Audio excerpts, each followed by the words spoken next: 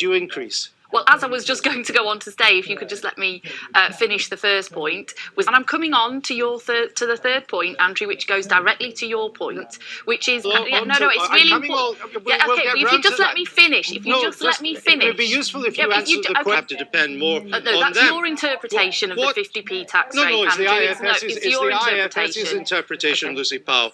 It's not my interpretation. Yes, but I am.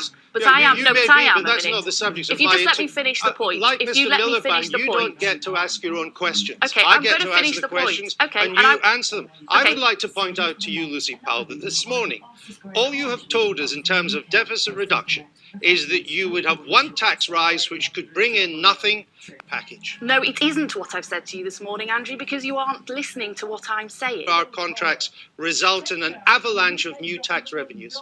It's a critical issue. It's across the board. To the question? Yeah, I'm answering the question. If you just let me speak, Andrew, this is really annoying.